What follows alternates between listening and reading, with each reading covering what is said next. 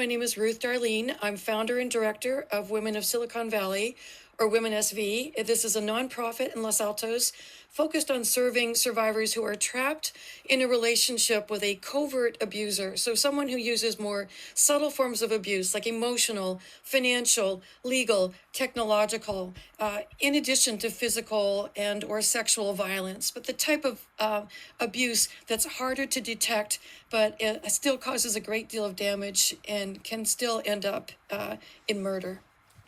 Domestic violence is a leading cause of injury among women. It's a leading cause of murder among pregnant women. 85% of domestic violence victims are female, and the remaining 15% are typically victims of their male partners. Over 25% of female patients who end up going to the emergency room are there for domestic violence-related injuries, and most of them will not feel comfortable disclosing the true cause of those injuries for fear of what might happen in the way of consequences at the hands of their partner when they return home, plus the shame and the social stigma attached to domestic violence in middle to upper income areas. Another thing to be aware of is that when a woman ends a relationship with an abuser, that's when the danger level spikes for up to 2 years after leaving an abuser. Over 70% of domestic violence injuries are caused after the woman leaves the relationship. Coercive control involves a pattern of controlling, threatening, isolating behavior. It's typically a gender-based crime, and you can read more about it in Dr. Evan Stark's textbook, seminal work on coercive control. The subtitle here is How Men Entrap Women in Personal Life. Yes, women can be controlling, especially in the role of parent. All you have to do is watch the movie Mummy Dearest about the movie star Joan Crawford to see how she treated her child. But in most cases, most adult relationships, it's men controlling, threatening, isolating women.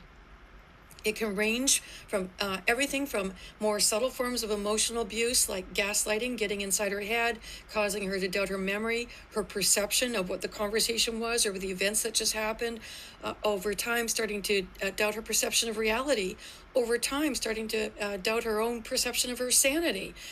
So it can range from these more subtle signs of abuse all the way to non-fatal and then fatal strangulation, as we saw in the case of Gabby Petito.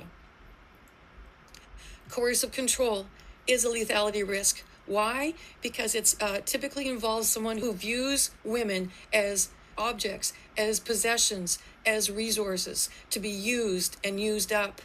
And then what is the ultimate right of property ownership? What is the ultimate right of possession? Disposal.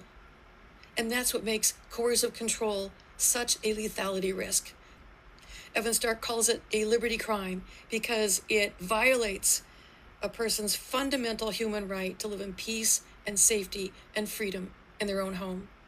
I call it the ultimate form of identity theft because it robs them of who they once were before they had all these things taken away from them. Their freedom, their peace, their safety, their independence. Before they were robbed of all these things. And that's why we sometimes use the word victim of domestic violence instead of survivor. I'm not talking about victim mentality. I'm talking about crime victim, just as if you had been robbed of your wallet.